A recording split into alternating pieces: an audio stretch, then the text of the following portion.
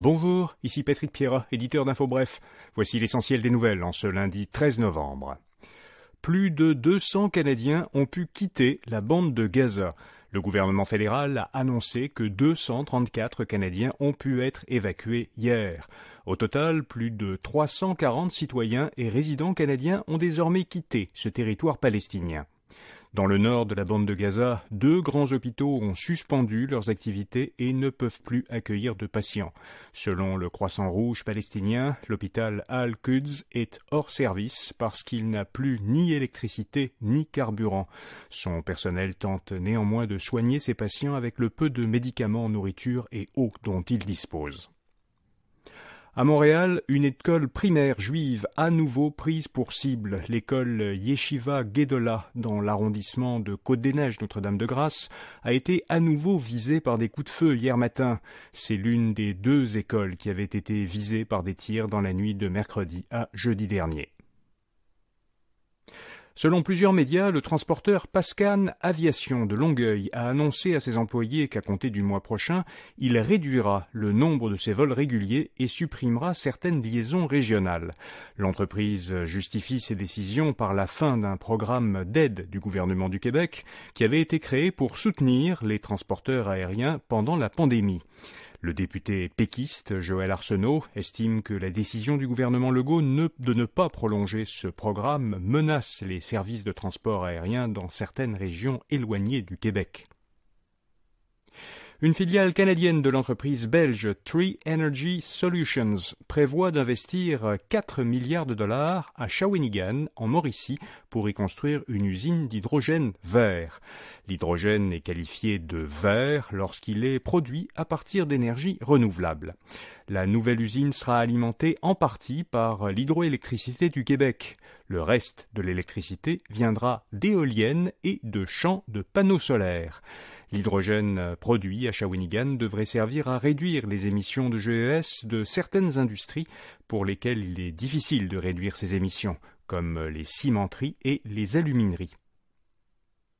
Le Bureau d'audience publique sur l'environnement, le BAP, examinera les activités de recyclage de la future usine de batterie de l'entreprise suédoise Northvolt, qui doit être construite en Montérégie. Le gouvernement Legault avait modifié cet été un règlement, ce qui a permis à Northvolt d'éviter que le BAP examine la majorité de ses futures activités. Mais ces activités prévues de recyclage de batteries pourraient générer plus de 50 000 tonnes de produits chimiques par an, ce qui dépasse les normes gouvernementales et exige donc une évaluation par le BAP. La techno-montréalaise GHGSat a lancé le premier capteur commercial de CO2. Ce premier capteur, capable de localiser avec précision les émissions de CO2 qui proviennent des grandes entreprises industrielles, a été lancé dans l'espace samedi par une fusée de la société aérospatiale américaine SpaceX depuis une base spatiale californienne. Ce capteur québécois doit permettre aux aciéries, cimenteries ou centrales électriques de mesurer et surveiller leurs émissions de CO2 afin de les réduire. GHGSat fournit également ces données à la NASA, à l'Agence spatiale européenne et aux Nations unies.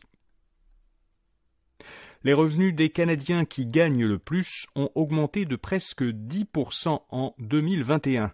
En effet, selon Statistique Canada, le revenu moyen, hors des gains en capital, mais incluant les dividendes reçus, alors le revenu moyen du 1% des Canadiens qui ont les plus hauts revenus a augmenté de plus de 9% entre 2020 et 2021, pour atteindre 579 000 $. Au cours de la même période, le revenu moyen de la moitié des Canadiens qui ont les revenus les plus bas a, lui, baissé de 6%. Donc plus 9% pour le top 1% et moins 6% pour les 50% qui ont les revenus les plus bas. Cette baisse s'explique en partie par la fin des aides gouvernementales versées au début de la pandémie. Des cyberattaques russes s'en sont pris à une banque chinoise. Une filiale américaine de la Banque industrielle et commerciale de Chine a été victime d'un rançongiciel qui a perturbé certains services financiers aux États-Unis, notamment des opérations auprès du Trésor américain. Selon l'agence Bloomberg, le groupe russe de pirates Lockbit serait à l'origine de cette cyberattaque. Les joueuses de tennis canadiennes sont championnes du monde. L'équipe féminine canadienne, menée par la Québécoise Leila Annie Fernandez, a remporté pour la première fois la coupe Billie Jean King en battant en finale les joueuses italiennes en seulement 2 matchs. Et puis comme chaque lundi, InfoBref vous fait découvrir une jeune entreprise québécoise innovante. Cette semaine, Grazy, cette jeune pousse de Québec, a développé une gamme de produits conçus pour remplacer les produits laitiers qui sont perçus comme réconfortants, tels que la crème glacée molle. Alors plusieurs personnes cherchent à réduire, voire éliminer leur consommation de produits laitiers, pour des raisons environnementales ou des raisons de santé. Pour les remplacer, Grazy a élaboré des produits à base d'avoine, sans gluten et sans résidus de glyphosate, et qui ne contiennent aucun des principaux allergènes, colorants, arômes artificiels ni agents de conservation. Pour en savoir plus sur Grazy, allez lire son portrait à infobref.com. Voilà, vous savez l'essentiel. Bonne journée et à demain matin.